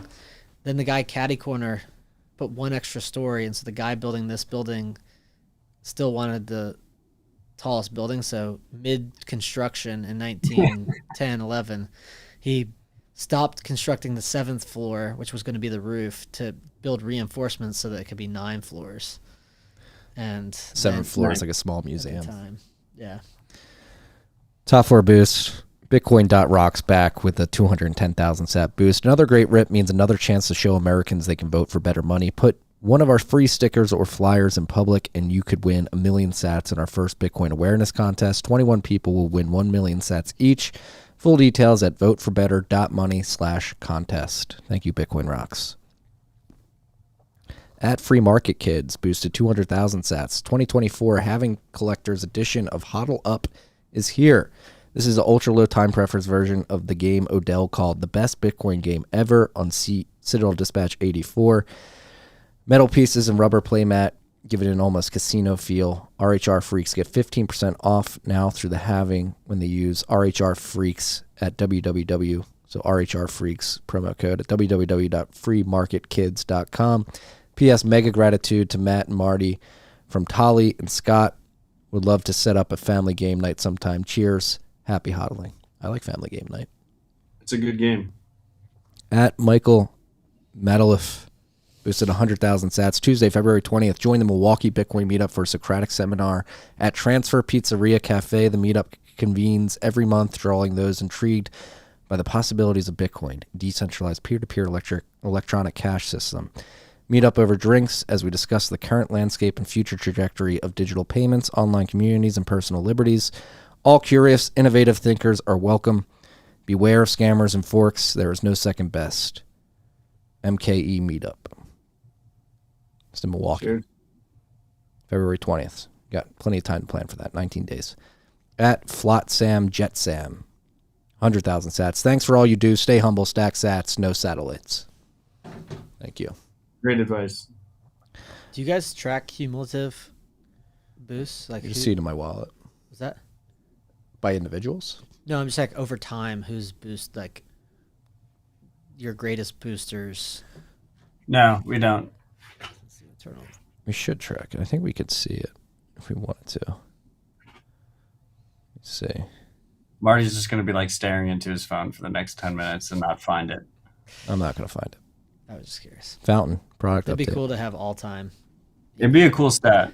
Occasional, maybe year end. RHR. Executive producers. Like the It's Alexander Show. Geyser Fund makes it easy to do if it's just one person receiving Bitcoin. So like I do it for Citadel Dispatch. There's actually like a leaderboard at citadeldispatch.com/donate. That's cumulative. So like every time you zap or boost or whatever, it adds to the total. But with RHR, it's split between me, Marty, Logan, OpenSats. And so Geyser doesn't like really work that way. Got it. Still very early. We appreciate all the Sats freaks. It just means a lot. It means more from the heart than it does financially. Speaking of geysers, on our software update list, I'm going to blow through this because I got to hop on a call in 6 minutes. Mutiny Wallet version 0.5.7 has been released with PayJoin support and NWC improvements. PayJoin support is very cool to see. You have a hard stop in 6 minutes? I'll text the guy. Horrible Breeze, time. Breeze SDK. You're the one who spent 20 minutes getting your setup ready. Okay, I don't want to hear it. Breeze SDK core. We spent like an hour and a half talking about fiat bullshit. And we find out there's a hard stop once we start talking about Bitcoin. We talked about Bitcoin quite a bit. Breeze SDK core version 0.2.14 has been released. Seed Hammer version 1.2.0 has been released with Seed First UI, Engraved Wallet titles, and more. Bolt's web app version 1.3.0 and backend version 3.4.0 has been released with Taproot swaps. Zeus version 0.8.1 has been released with the Noster contact import, standalone point of sale, and more. BTC Pay Server version 1.12.4 has been released with bug fixes and improvements. BTC Pay Server version 1.12.5 was released shortly after 1.12.4. The fix the store.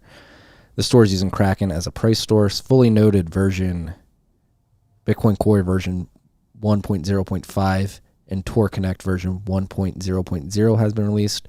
Blue Wallet version 6.5.0 has been released with crash detection on WatchOS app and fixes. Geyser version 0.6.7 has been released with new reward features. Ronin UI version 2.4.1 has been released with UX enhancements. Snort, it's in the Noster update section of the show. Pay attention, Parker. Let's fall asleep there for a second, guys. Snort version 0.2.0 has been released with Worker Relay in the browser. Damus version 1.7.2 has been released with new full text search engine and other improvements. And also, Damus introduces Purple, which is a premium tier for project supporters. I've seen a bunch of people, Will Cole being one of them. You wouldn't see because you're not on Noster, supporting Damus Purple.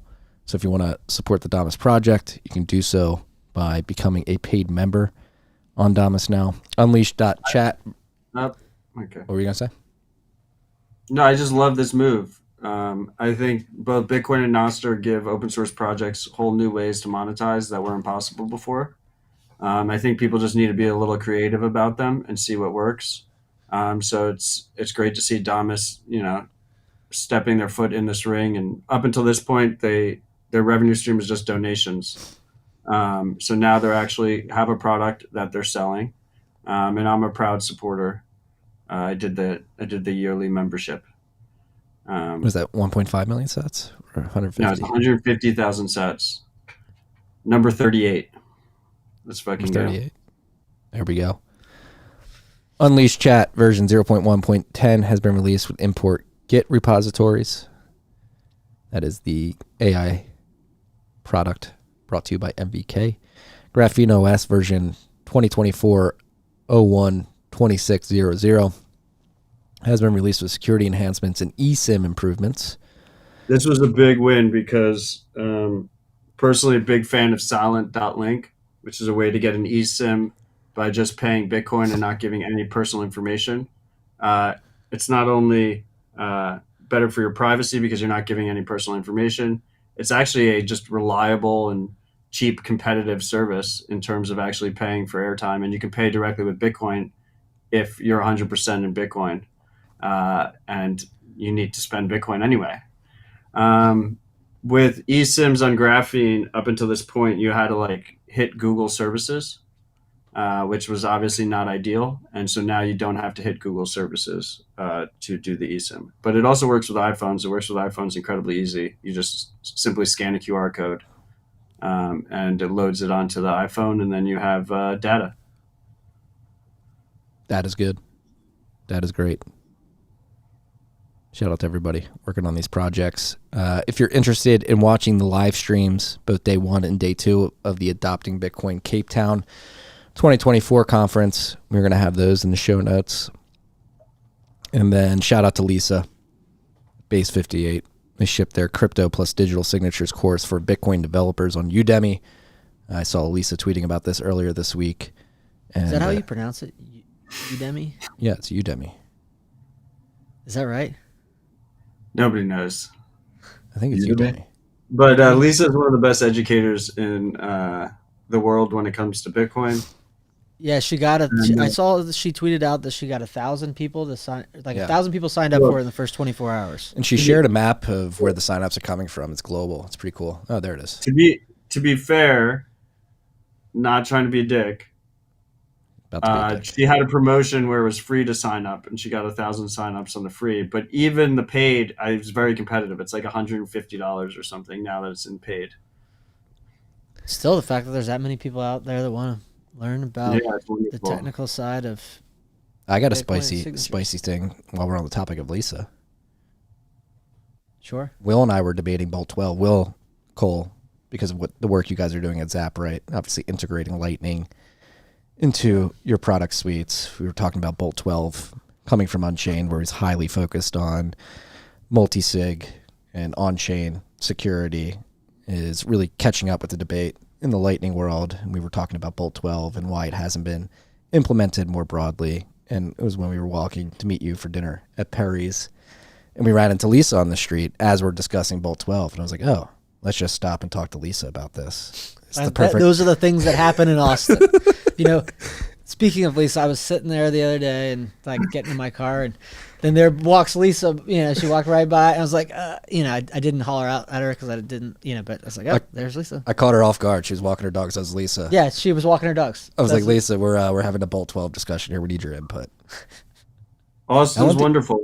Lisa could be walking down the street. someone just harasses her about Bolt 12, and she walks down the block. Homeless person comes out. You with do a it too milk much, jug she's gonna leave. across her face. We had a great engaging conversation. Bolt 12. Yeah, we are renewing those discussions for serious. Just it was something I was less knowledgeable about. The next time I see her randomly on the street, I will similarly do that. But just more, curious from our side in terms of not necessarily wanting to be the entity that helps drive standards, but we want more connections on our platform so that when Bitcoiners that are ready to accept Bitcoin as payment sign up, they don't have to go sign up for something else, that we can meet them where they're already at, and having standard ways to pay people's accounts in with Lightning or over Without Lightning an Network. invoice.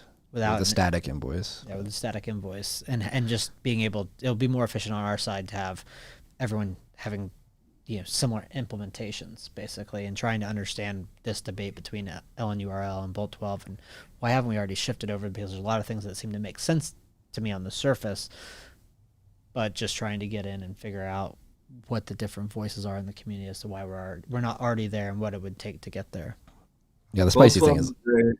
Lisa wants us to talk about it more. We need to have some community pressure to push Bolt 12. Bolt 12 Yeah. is great. Lisa's a fucking legend. Consider signing up and paying for her course, because it takes a lot of hard work on her front. And the main reason we haven't seen Bolt 12 is because Lightning Labs doesn't want Bolt 12, and they dominate the network. Yeah, they have the network effect. It's the interesting But thing. Lisa keeps fighting the good fight on it, so props to her. It was hilarious. We were like talking. I'm like trying to explain Bolt 12 and what's holding it up. I was like, I'm pretty sure it's Lightning Labs. And then like Lisa pops in, like, she's probably the best person to talk to about this. Yeah, but even from their standpoint of like trying to understand what their issues are, and then understanding, hey, fresh set of eyes from me. Does it make sense that one company, regardless of whether it's Bolt 12, like why, overall from a protocol standpoint, one company's design preferences, or why a bunch of companies would want one company's design preferences to be a blocker on anything, right? It's not that with Core or anything else. So Like 90%. it's not a criticism of Lightning Labs either. It's just more like, I haven't had my eyes closely on this. Now it's starting to become, because it's more directly impacting us at Zaprite, and wanting to hear a broad set of perspectives on it, but then also just thinking from a protocol level of how that. I think it's much messier with Lightning because you have these competing implementations where Core dominates. Obviously, there's other Bitcoin implementations at the protocol level, but Core's got 99%. Seems like there's a lot of reasons to, renew the discussion around Bolt 12, though, from my initial review, just in terms of how it works, security, privacy, benefits to standards. Part of the reason I brought it up. Let's start the discussion again. I see people in the chat saying I'm tired of this discussion, but it really hasn't been brought up in quite some time. It's been okay. What? I'm glad Parker's fighting for it now, because I'm going to. I'm not fighting for it. I'm just saying it should, based on everything that I've seen, it should be something that's advanced and discussed. Agreed. I will say props to the async team and Phoenix Wallet, because their strategy of simply shipping their own implementation and building it for their specific mobile wallet has been the most effective tactic for getting new upgrades and capabilities to Lightning. There's a reason why they're the only wallet that has splicing in it right now. And it's because they just built it into their implementation and they said, fuck it, whatever. But something like Bolt 12, the problem with Bolt 12 is that you need payment compatibility across nodes, and LND is like 90% of nodes. Yeah. There's some more important nodes than others, though, and in terms of payers and receivers, that if certain companies want, I guess that's what I'm trying to understand. If certain companies wanted it, I feel like pressure could be exerted to get Like right now, you can make I believe you can make Bolt 12 payments between two core Lightning nodes. Yes. Yes. Yeah. There's like dozens of people that can do that. Okay. Is River running Core Lightning? They're running LND. They're running LND, I think. Yeah. But imagine if Strike, River, and Cash App all decided to run a separate instance. They should Well, all Cash meet App's in New York.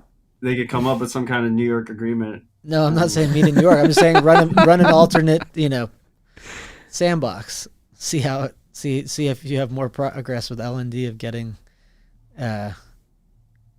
Bolt 12 activated. Yeah.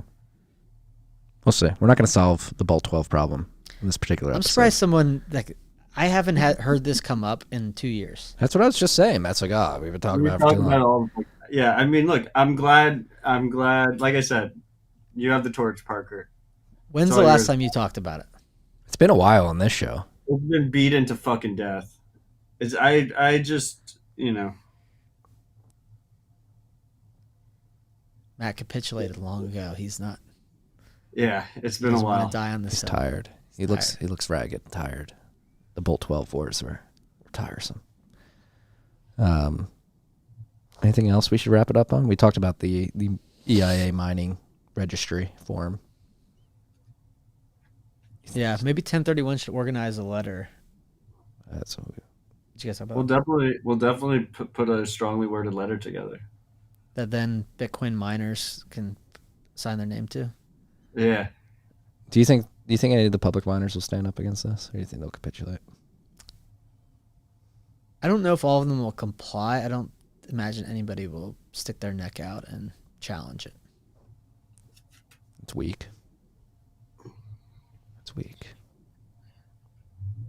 I mean, look, I think it's important to the reason these legal responses are really important is because ultimately a lot of this stuff is going to be fought in court, and you want to have a record to cite. But I think the assumption should be that governments are going to keep trying to take as much as they can take, and that's the reality of the situation. You have two choices: you could either fight or not fight. And people should fight. We should fight. I think so as well. When 1031 and Samurai organized the letter for FinCEN and then circulated it to Bitcoin companies, obviously, but that isn't, coin joins aren't something that directly impact us, even if they impact us on a derivative way of potentially somebody, paying from or something historically coming from, but not on a direct basis. But at the same time, while that's true, you look at it and say, well, this is blatantly and clearly an overreach. And even if it doesn't directly benefit me, I shouldn't wait to the thing that directly impacts me to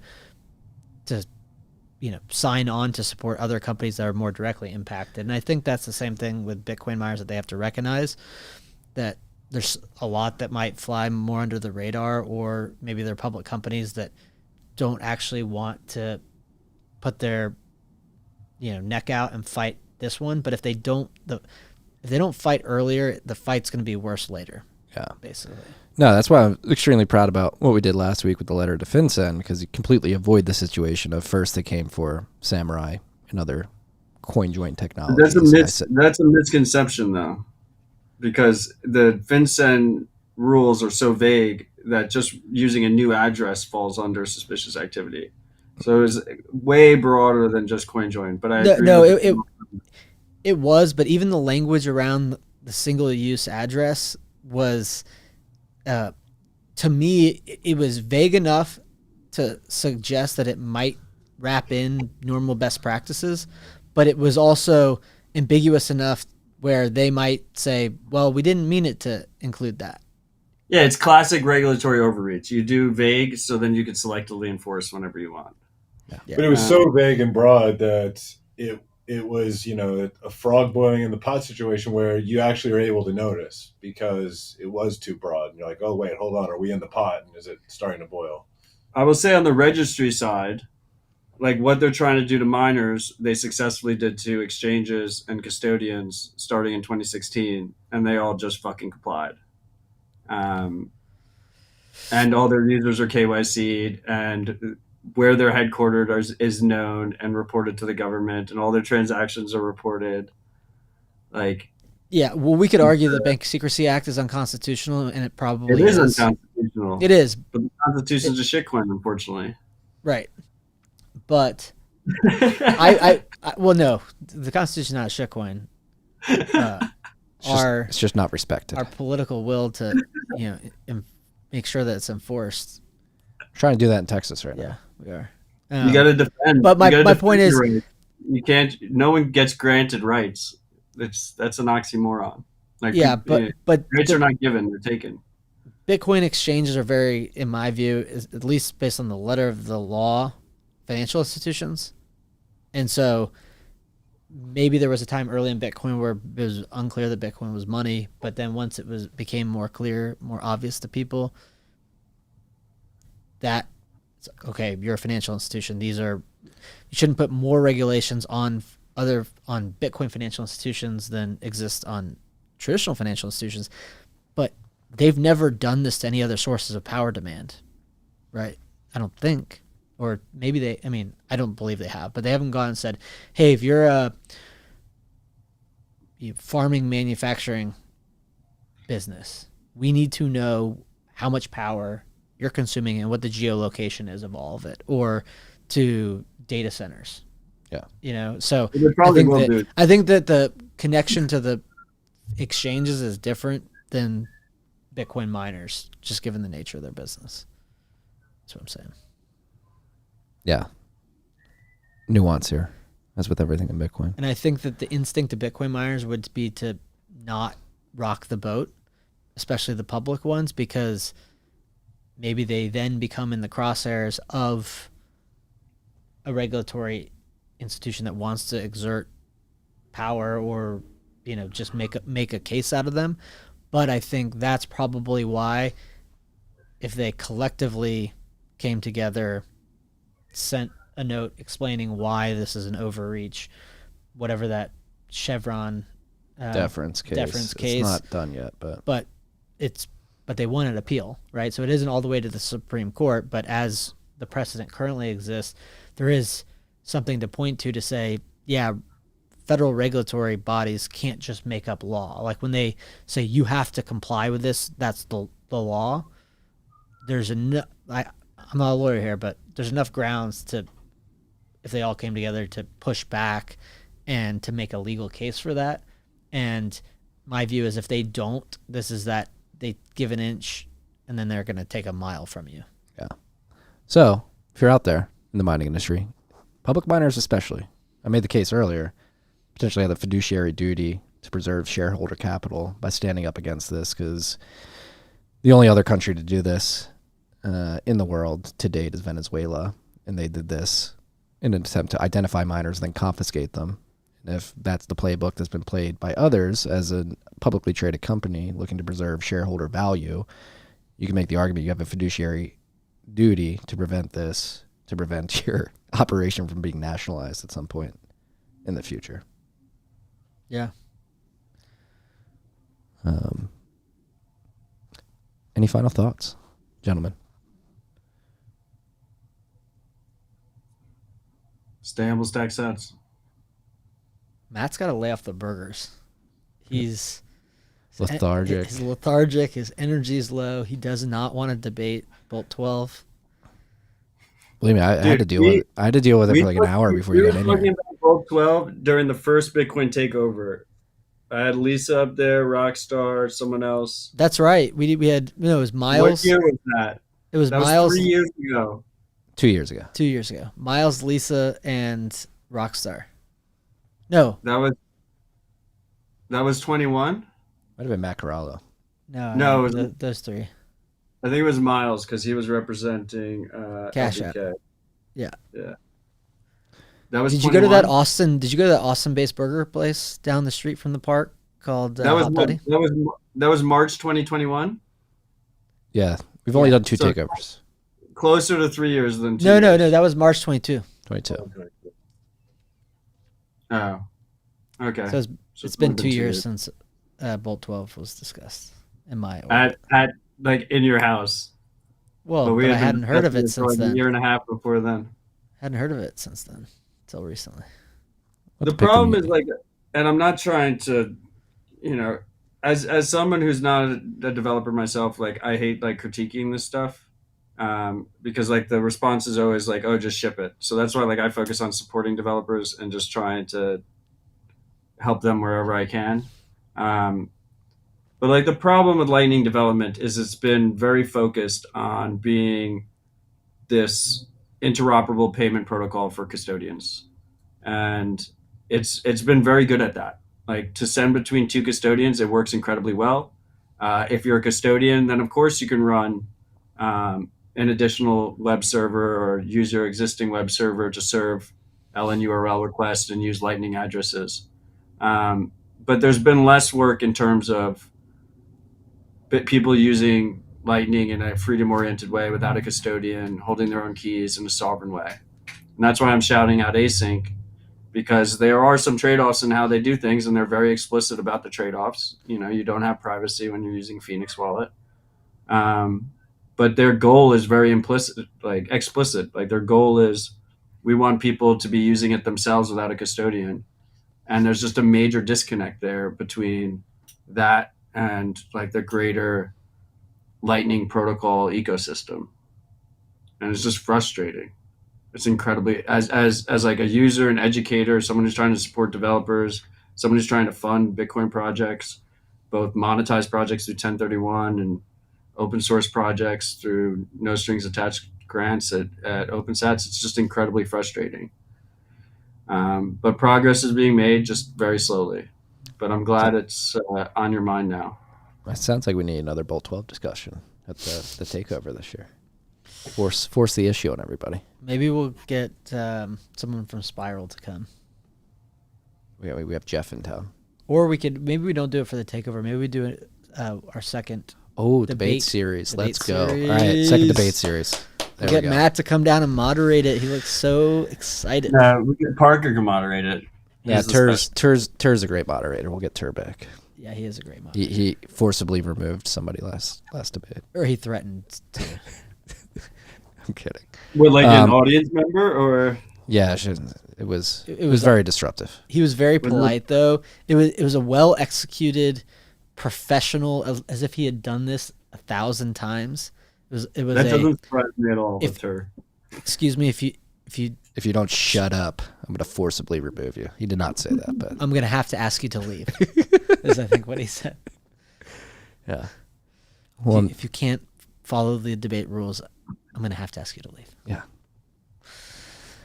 So we'll do that debate. Matt will moderate alongside. I say Lisa versus Lalu. Ooh, I like this. Okay. The debate has been not set yet. We need to get confirmation from the debaters, but I would like to see that. Second of the Nakamoto series. Yes. Nakamoto Forum debate series. All right, we're gonna go brainstorm on this, gentlemen. Enjoy Nashville. It's beautiful here in Austin. We're gonna go enjoy our nights. The gang solves Bolt 12.